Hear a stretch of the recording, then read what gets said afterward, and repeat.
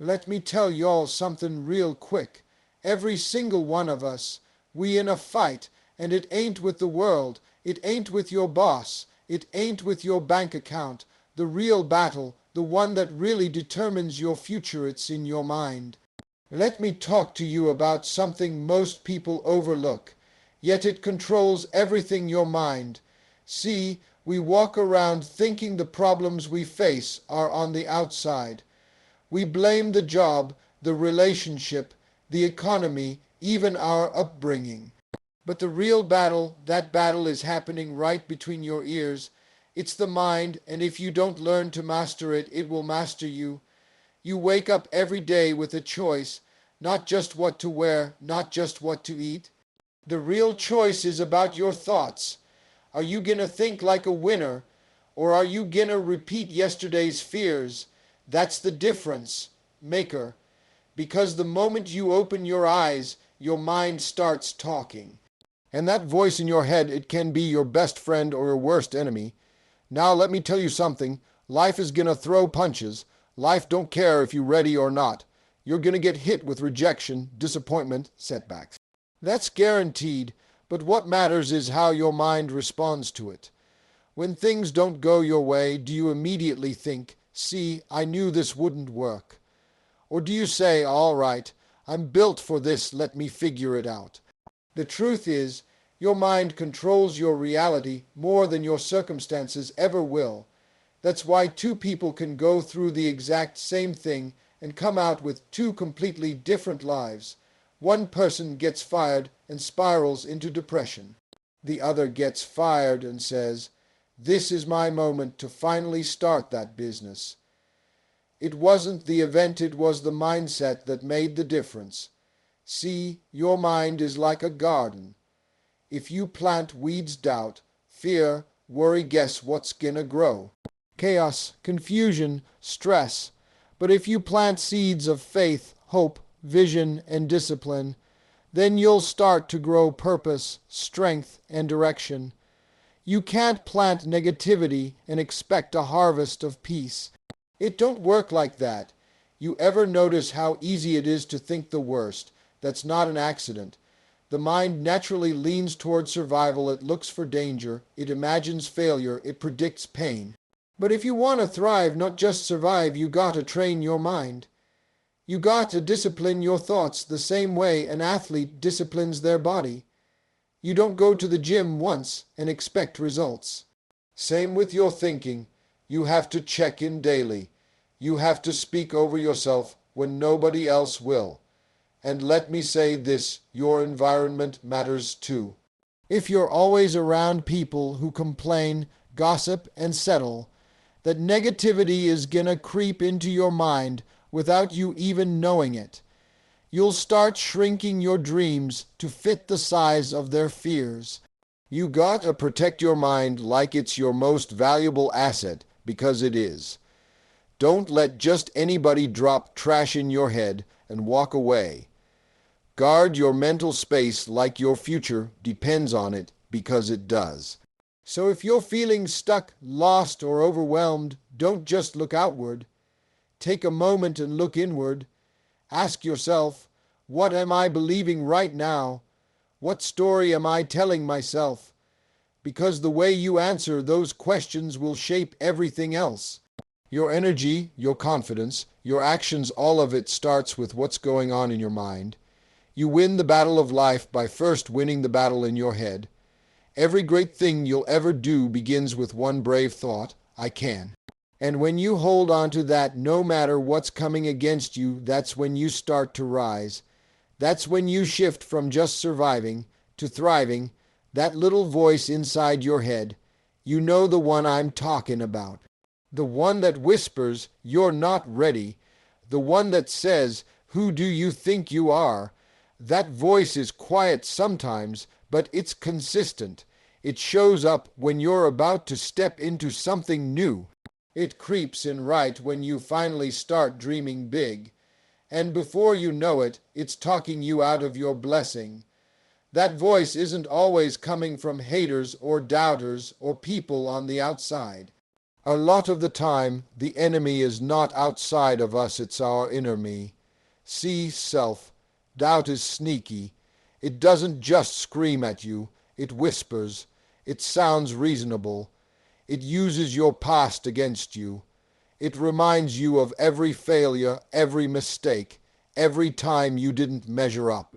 It keeps score like a bookkeeper, and every time you try to break free, it says, remember the last time you messed up. Don't embarrass yourself again.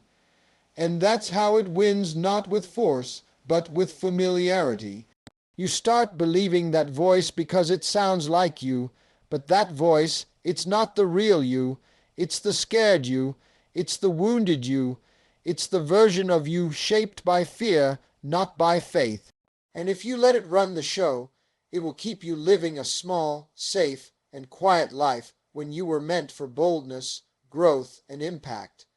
Let me break it down for you. Self-doubt doesn't need proof to convince you. It just needs repetition. You can be gifted, smart, hardworking, but if you keep hearing not good enough, long enough, you'll stop trying, you'll pull back, you'll make excuses.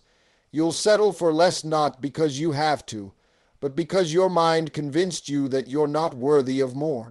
I've met people who had every resource, every connection, all the potential in the world, but their lives stayed stuck because of one thing: self-doubt. And on the flip side, I've seen folks with nothing, no money, no connections, no education who still rose to the top, simply because they believed they could. That's how powerful your inner voice is. It can be your ceiling, or your wings. Now hear me, self. Doubt ain't always loud. Sometimes it wears a disguise. It shows up as procrastination. It shows up as perfectionism. You say, I'm just waiting for the right moment. No, you're waiting for the fear to go away. But it doesn't. You gotta move in spite of it. That's how confidence is built, not by avoiding fear, but by walking through it. The truth is, your calling is gonna stretch you. It's gonna challenge your comfort zone. And when it does, self-doubt will try to protect you by holding you back. But that's the trap. You don't need protection, you need permission. Permission to try. Permission to fail forward.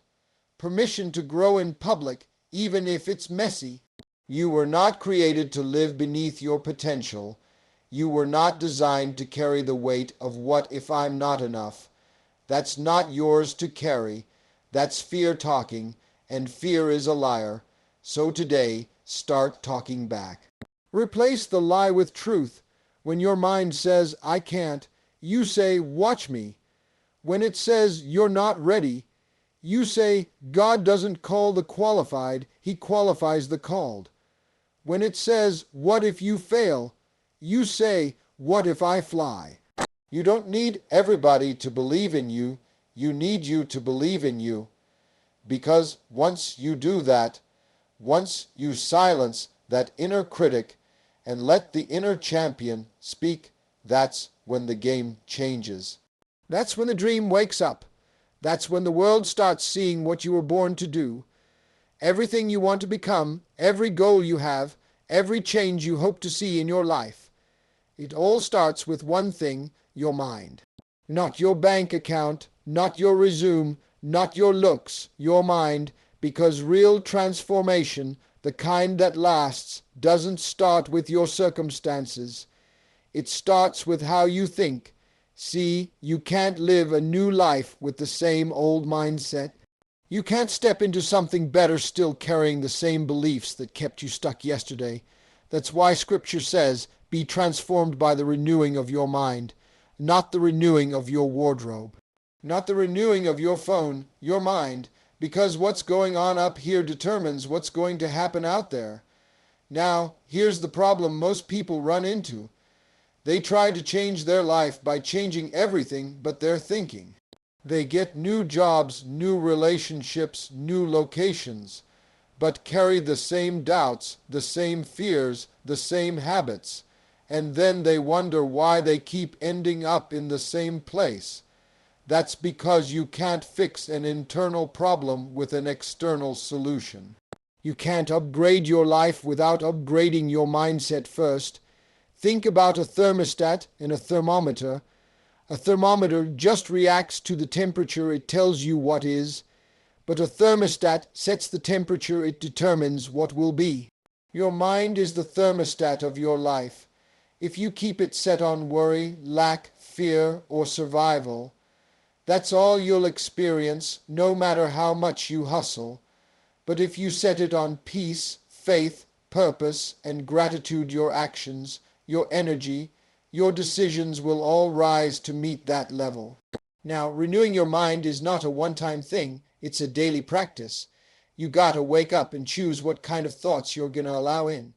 Because if you don't direct your mind, the world will do it for you. And the world's message is usually fear, scarcity, and comparison. That's why you feel drained after scrolling on social media too long. You're feeding your mind stuff that chips away at your confidence instead of building it up. Renewing your mind means replacing old lies with new truth. It means identifying the toxic thoughts that have been running your life, that I'm not good enough, that I'll always struggle, that this is just who I am, and shutting them down. You replace them with truth like, I'm growing every day, I'm equipped for my purpose, and what's ahead of me is greater than what's behind me. That's how you start rewiring your brain. That's how you break free from cycles. And don't get it twisted, this ain't just motivation. This is discipline. You gotta discipline your mind like you discipline your body. You don't eat junk food every day and expect to feel strong. So why feed your mind garbage and expect your life to be powerful? Every thought you think is a seed. If you keep planting weeds, don't be surprised when you don't see fruit. The key is consistency. Just like you wouldn't go to the gym once and expect abs, you can't speak positive for a day and expect your life to magically shift. You have to train your thoughts, moment by moment, day by day. You have to catch yourself when your mind goes negative and flip the script. You have to talk to yourself better than anyone else does. Because at the end of the day, your life will always rise or fall to the level of your thinking. So if you want something different, think something different. You're not stuck, your thoughts are. Free your mind and your life will follow. That's how transformation begins, not in your situation, not in your circle, right in your mind. Talent is a beautiful thing, but let's make something clear. Talent alone will not take you where you want to go. The world is full of talented people who never make it. People with incredible gifts, amazing potential, brilliant ideas. But they're still stuck. You know why? Because they never believed it was possible for them. They had the skill, but not the mindset. And in this life, mindset beats talent every single time. You can have a voice like an angel, hands that can build anything, a mind sharp as a blade, but if you don't believe in yourself, none of it matters. Self-doubt will cancel your gift before the world even gets a chance to see it. That's why you'll see people with less talent but more belief doing big things, because belief fuels action. Belief fuels persistence. Belief keeps you in the game long enough for your gift to open doors. Let's be real, you've seen this before.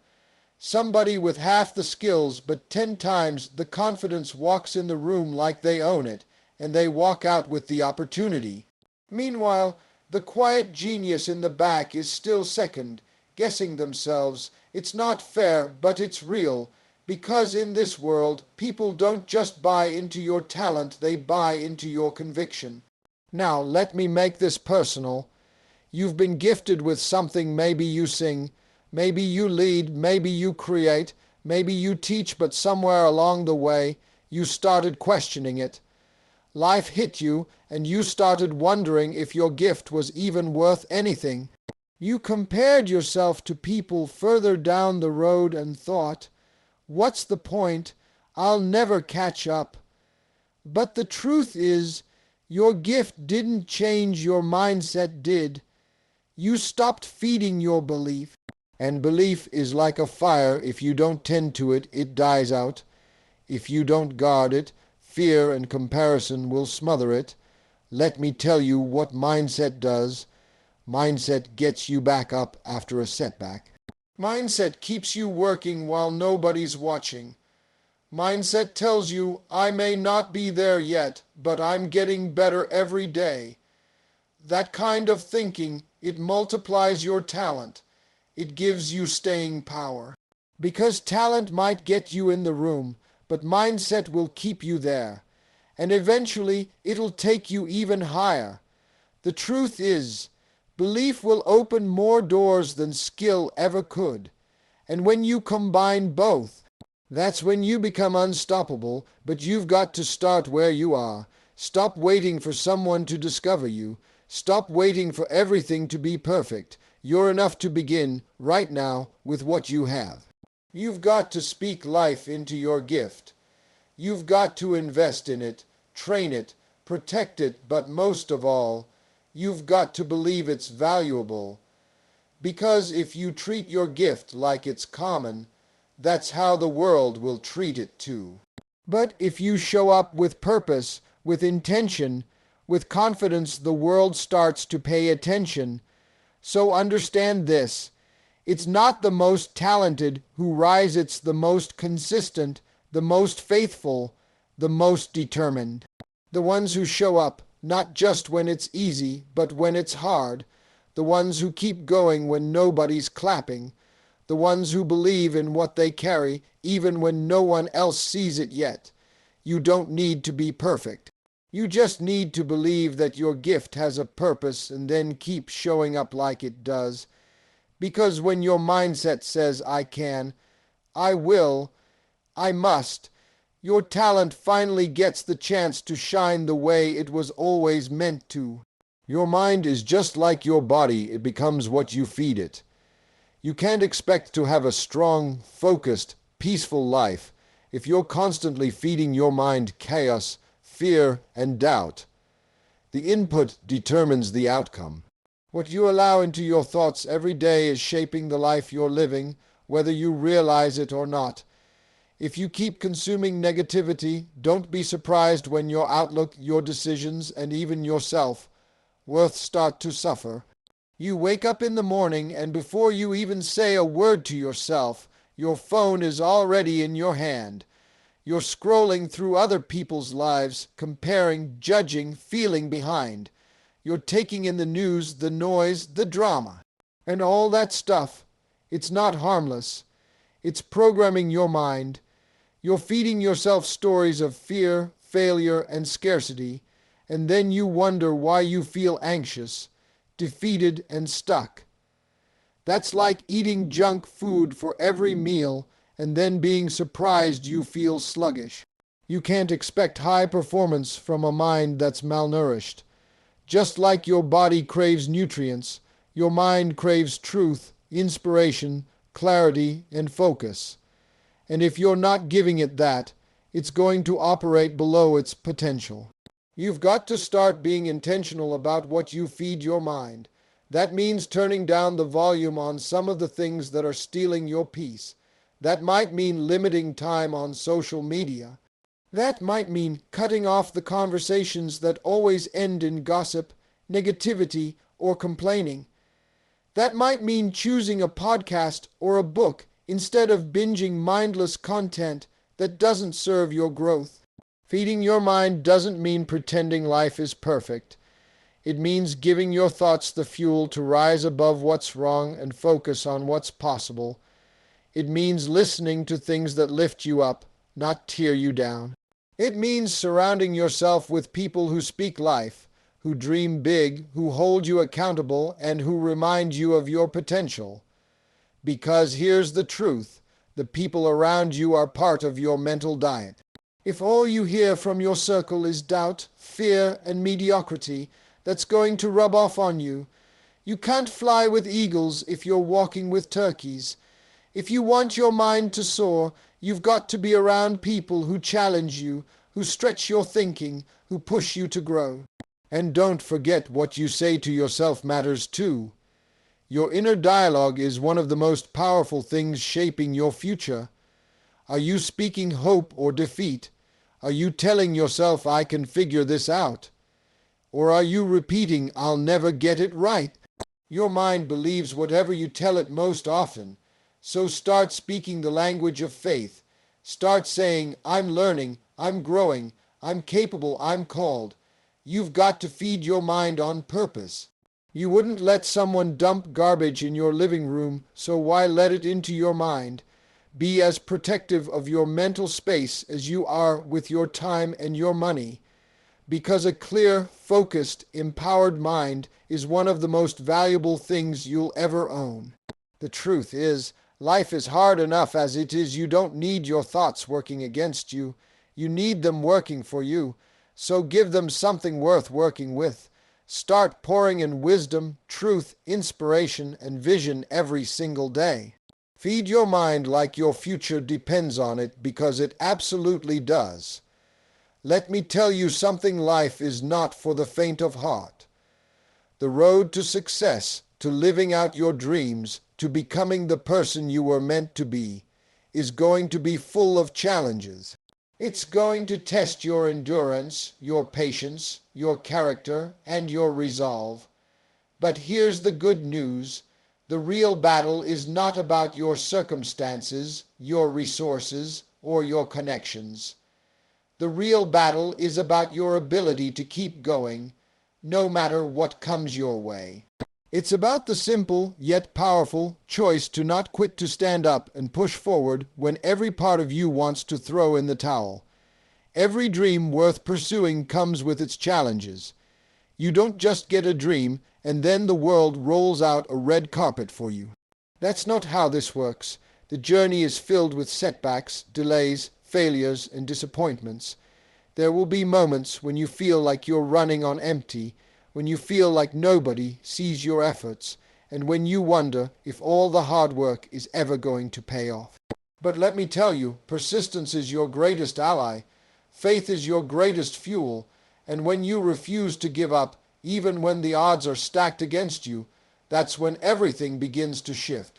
Think about any success story you admire, any person who's achieved greatness. They all have one thing in common: they didn't quit. They didn't quit when it got tough. They didn't quit when everyone said it was impossible. They didn't quit when they were broke, tired, and felt like they couldn't take another step. They chose to keep going. They chose to believe that their purpose was greater than their pain. But here's the thing about persistence: it's not just about working harder. It's about believing that your breakthrough is coming, even when it's not in sight yet. Persistence is rooted in faith. It's the faith that says, even though I don't see the way right now, I'm gonna keep moving forward because I trust that what's meant for me will find its way to me. That's the kind of mindset that propels you forward when things are tough. It's the kind of belief that breaks through the wall of resistance that life throws in your face. And don't be fooled.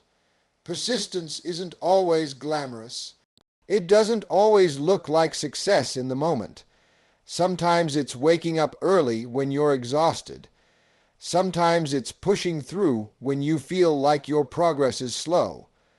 Sometimes it's being consistent even when nobody else notices. And that's okay. It's in those moments of unseen effort, of quiet persistence, that character is built and progress is made. That's where the magic happens. Another thing about persistence, it's not about never failing. It's about getting back up when you do. Every successful person has encountered failure, but they didn't let failure define them. They let it teach them. Failure is feedback, not a sentence. It's a lesson that says, you tried something that didn't work, now let's adjust, learn, and try again. The ones who make it are the ones who get back up after they fall, because they understand that failure is just a part of the process, not the end of the road. This is why you have to embrace persistence like your best friend. It doesn't matter if the road is hard, if you're tired, or if it feels like nothing is happening. The key is to stay in the fight. Don't look at the obstacles, focus on the vision. Focus on what you're building, what you're learning, and the strength you're gaining along the way. And every time you think about quitting, remember why you started. The most successful people didn't get there because they had it easy. They got there because they were persistent, they pushed through, they showed up even when it was hard, and they refused to let anything stop them from reaching their purpose. That same persistence is available to you. It's in your DNA. It's in every step you take, every choice you make to keep going. So if you're facing challenges right now, if you're tired, if you feel like the weight of the world is on your shoulders, I want you to hear me. Don't stop. Keep moving, keep believing, keep pushing, because your breakthrough is closer than you think. And the only thing standing between you and your destiny is the decision to never quit.